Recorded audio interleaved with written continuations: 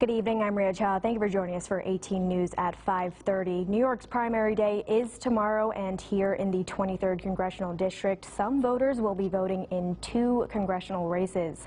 Republicans will be voting between Carl Palladino and Nick Langworthy for the Republican nomination. The winner of that primary will go on to face Democrat Max Delapia in November's general election. The other race is a special election for the current 23rd District, where Delapia will be facing off against Republican Joe Sempolinski. The winner will finish the term of former Representative Tom Reed, ending December 31st.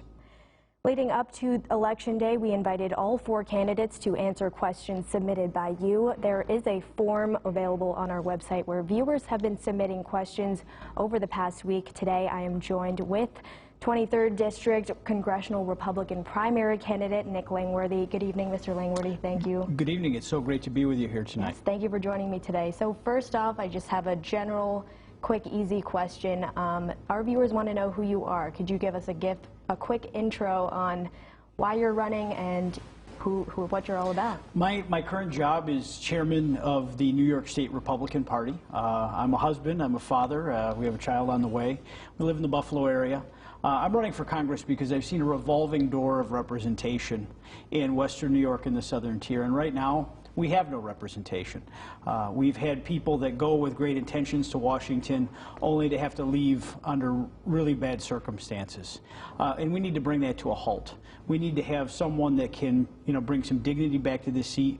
The Republicans will take the House of Representatives this fall, and we need to restore this district to the stature that it once had. We've had some great leaders serve in this community, whether it's the Southern Tier or in the Erie County portion of this seat. We need to restore it and end the cycle of embarrassment that we've had. And I think it's really critical, the people that you send to Washington, to be the voice of the community. We have a lot of challenges here in the Southern Tier, and we need someone prepared to be a serious legislator to tackle those challenges. Right, speaking of those challenges, let's just get to the issues at hand. On the very pressing topic of health care, especially in rural America, where most of the 23rd District is a rural area, access to health care can be difficult with less doctors, remote locations. What is your plan? Our viewers want to know what your plan is in increasing access to health care in our area. I'm very concerned about the health of our hospitals. Our rural hospitals have really come under fire, and it comes from our loss of population, our loss of business, our loss of revenue, and Albany in Washington putting mandates down that make it harder to make ends meet in our hospital systems. I think that we need to partner with them. I'm looking forward to spending the time with our health care providers as to what the greatest challenge is. But rural health care is something that is in grave danger. We need to make sure that we have more primary care physicians seeing our citizens and making them available, because that would certainly solve a lot of problems. Telehealth has been a benefit to the region. It's something that people fought for years, to get reimbursement for telehealth. That's something that needs to continue beyond the pandemic, especially as we need to travel great distances. But I'm also tremendously worried about urgent care and emergency services. With great distances and less people in volunteer fire services, EMS is really stressed in the Southern Tier, in our rural communities. We need to do better. We need to provide more infrastructure to support that.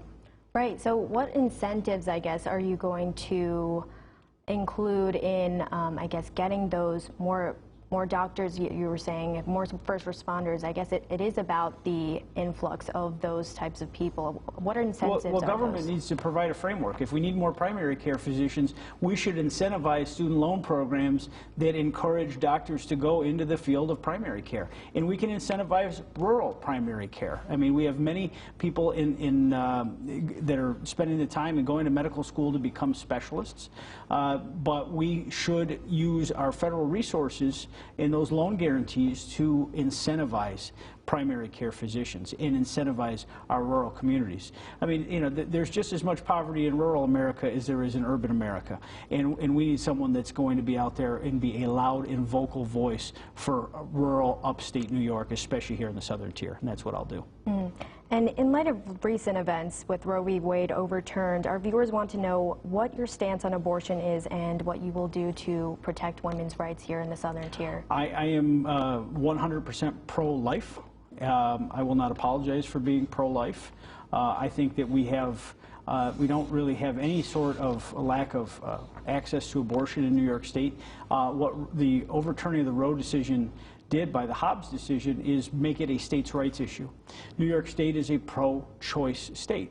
Our governor and the governor before her celebrated the passage of legislation that legalized partial birth abortion and 9-month abortion. They did that and they lit up the Brooklyn Bridge pink and Niagara Falls pink, and they thought it was a great moment in our history. So it is still, in the aftermath of the Roe decision, very, very legal for abortion to occur up until the 9th month, and that, you know, unfortunately, will continue. We have a governor that also wants to create abortion tourism with your tax dollars and encourage people from other states to come here because we have such very liberal abortion laws. I think that is a misuse of our tax dollars. But this is an issue that is up to New York State, and no one has lost their right to abortion in New York. All right, that's all the time we have for right now, but after the break, we will be back with 23rd Congressional Republican primary candidate Nick Langworthy on issues like race, inflation, and climate change coming up next.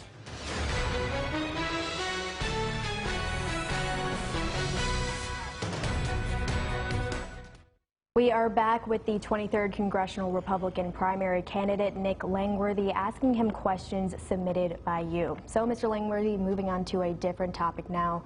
Inflation is a hot button issue right now. It's impacting everyone. General question our viewers want to know, if you had the power to do one thing to combat inflation, what would that be? Well, we have to first stop spending. You know, our government continues to spend just hellish amounts of money. You know, particularly this bill called the Inflation Reducing Act. I mean, this is ridiculous. Only in Washington, D.C. and Joe Biden's America would you say spending $750 billion would somehow lower inflation. We need to get to our root causes of inflation. One, we have to address the supply chain. We have to use American ingenuity, American productivity, and make more things here in the United States of America. That includes growing more food, growing more crops, also, you know, incentivizing manufacturing here in America so we're not pinched by international log jams. But really, American energy independence is the most serious way we can fight inflation. Even though gas has slightly come down, it's still at record highs. And it's still pinching every single family budget. We have, you know, a trip to the grocery store is now a major economic discussion for a family as to what you can afford and what you can't. And that is really impacting quality of life for people around the southern tier and in this congressional district. We need to drill for more American oil. We need to unleash more refining capacity, you know, here in the United States. And we also have to do everything we can to get the natural gas reserves that we have right here that God put in the southern tier. And we need to put those reserves to use. We need to safely get that natural gas on the market so that Americans can enjoy lower home heating costs in the winter, but we could also have tremendously good paying jobs right here in the southern tier. Right, that was my next question. Just on the topic of gas and going off of that inflation, you know, truck drivers, farmers, first responders all use diesel as their form of gas, and it's as you said, at record highs right now, even though it has become lower. And you did touch on this, but is there anything that can be done to ease the pain at the pump for the constituents in the 23rd District? Is that getting the natural gas from right here in New York? The natural gas is very helpful to that. But when the President of the United States on day one of his administration shuts down the Keystone Pipeline and tells the energy sector in this country we're closed for business for American exploration, that's a serious problem. We need to restore balance to Washington, create divided government. The House of Representatives will go to Republican hands, I'm very confident this year. And we need to create a governing agenda that incentivizes American energy exploration, both natural gas here in New York, but also, petroleum elsewhere across the country. President Trump had our country very near energy independence. And now, under the Biden administration, just 2 short years later, we have a president that went on bended knee asking the Saudis for more oil. That is not acceptable. President Trump had gas at $2.50 a gallon during his tenure. And presidents don't make gas prices, but presidents do, help a energy market which is very speculative. When we incentivize American exploration, prices come down. Period. End of story.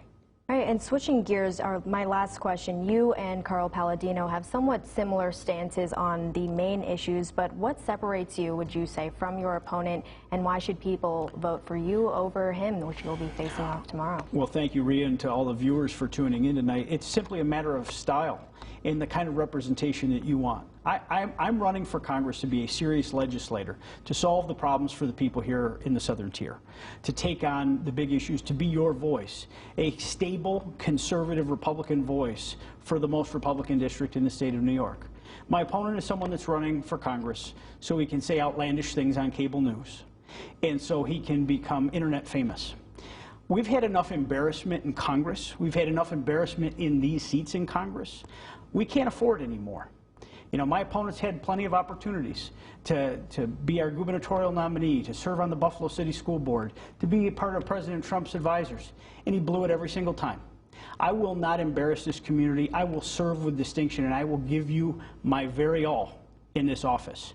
And if you entrust me with your vote tomorrow, I will get the job done for Western New York and the Southern Tier.